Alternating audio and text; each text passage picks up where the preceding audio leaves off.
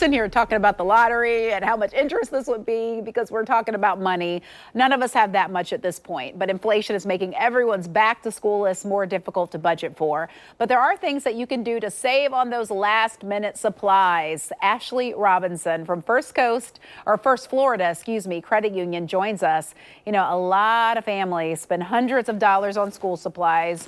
I know I didn't win the lottery, so we're always thinking about how we can pull those funds together to give the kids a special first day. So you want all the supplies. It's nice if they can have, you know, new outfits, new shoes, but that kind of money not everybody has. That's right. And really, we get kind of jaded and we forget how much things are adding up to be at this back to school time, because all we're seeing are 25-cent folders and 50-cent notebooks. Right. But as you add up the uniforms, the shoes, if you've got a high school student, maybe $100 graphing calculator, right? $150 pair of shoes too. I know, it can really add up, and that's a financial burden for a lot of families given inflation right now. Yeah, what are you finding? Because we're seeing the credit numbers are going up, that a lot of people are just putting more money on those credit cards. Right. And they are, and it's costing them more as credit card rates continue to go up. So if you are shopping this back to school season, we've got some tips for you. One would be, you don't have to buy everything right now. Right. They're going back to school tomorrow or next week.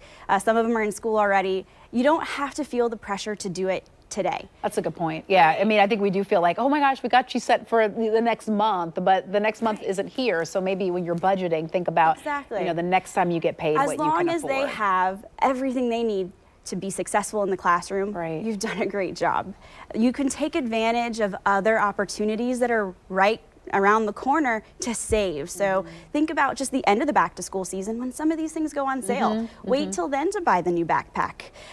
Then I know it's coming right around the corner. It's hard to think about, but Black Friday, Cyber Monday, and we have another tax holiday coming up in January. So we can be strategic, we can shop around, we can spread some of this out to ease the financial burden that our families are going to have to deal with. And then also I think, you know, setting a budget and then sticking to that budget, even if it's kind of hard or you're tempted to go over. Absolutely. And one of the things that we recommend to help out in that budgeting process and alleviate some of the stress of those unforeseen expenses is setting up a secondary savings account. Dedicate it to school. And it's really simple to do. First Florida members, it's 2 or 3 clicks in their online banking or mobile banking app, and you can set that up.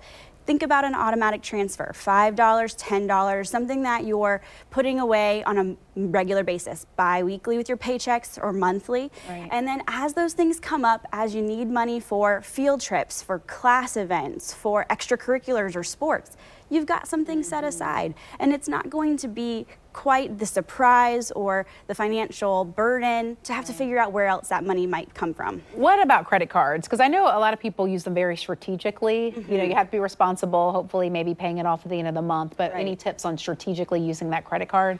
Right now, the number one thing we would recommend is find a card with a low interest rate. You know, we don't want to spend buy now, pay later and spend a lot more on 25-cent $100 school supplies, right? Because that's going to end up costing you a lot more in the long run when you're having to pay the interest on those balances. So if you can do that with a lower interest credit card, especially if you find one that's a 0% introductory interest rate, or even just a low one. First Florida's credit card starts at 1.9.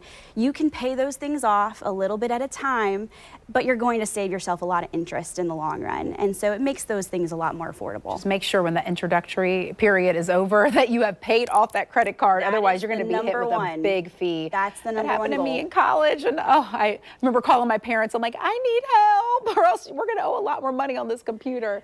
All right. Thank you for talking with us today. Absolutely. All right. Good luck, everybody.